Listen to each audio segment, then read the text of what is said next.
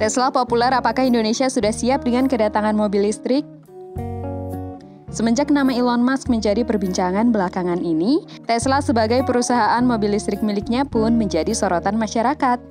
Di balik harganya yang begitu mahal, Tesla menjadi perhatian khusus lantaran teknologi yang canggih. Semenjak Tesla menjadi populer, beberapa tokoh tanah air pun turut serta membeli mobil seharga 1 miliar tersebut. Di antaranya adalah Deddy Corbuzier, Dian Sastro, dan Raffi Ahmad. Tapi sebenarnya apakah Indonesia sudah siap dengan kehadiran mobil listrik tersebut? Apa saja sih sebenarnya yang perlu dipertimbangkan sebelum memutuskan untuk membeli mobil listrik? Inilah beberapa kelebihan penggunaan mobil listrik jika kamu ingin membelinya.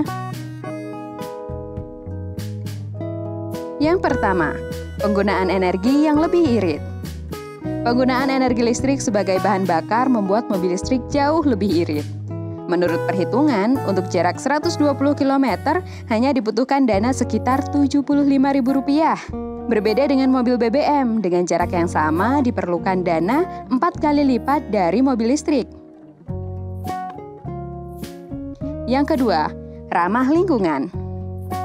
Seperti tujuan awalnya diciptakan mobil ini, mobil listrik yang nggak mengeluarkan emisi gas buang tentu ramah lingkungan. Dengan menggunakan mobil listrik, kamu turut serta membantu mengurangi global warming. Yang ketiga, aman dan efektif. Hampir semua mobil listrik memiliki desain khusus yang jauh lebih aman untuk pengendaranya. Mobil listrik memiliki Intelligent Transport System atau ITS yang berfungsi sebagai pengerem otomatis untuk menghindari tabrakan. Yang keempat, biaya operasional. Karena nggak memiliki mesin, biaya operasional mobil listrik pun cenderung lebih murah dibandingkan dengan mobil BBM.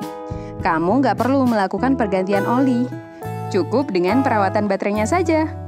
Tetapi, meskipun memiliki keunggulan seperti yang telah disebutkan di atas, ada juga nih kekurangan yang perlu kamu jadikan pertimbangan juga.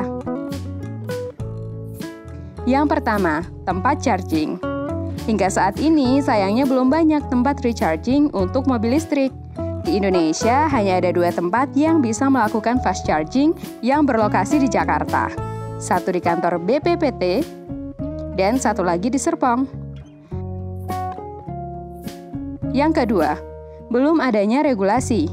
Untuk saat ini, pengisian baterai masih gratis karena belum ada regulasi yang mengaturnya. Tapi, pemerintah akan segera menentukannya karena diprediksi beberapa tahun mendatang mobil listrik akan mulai banyak digunakan.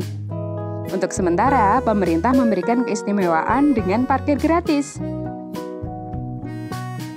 Yang ketiga, lifetime baterai. Menggunakan baterai, tentunya baterai perlu diganti secara periodik selama 5-10 tahun, tergantung pada jenis mobil listrik yang digunakan. Yang keempat, tidak cocok dengan daerah yang kurang daya listrik. Memiliki sumber energi listrik membuat mobil ini kurang cocok jika digunakan di daerah pedalaman yang minim energi listrik.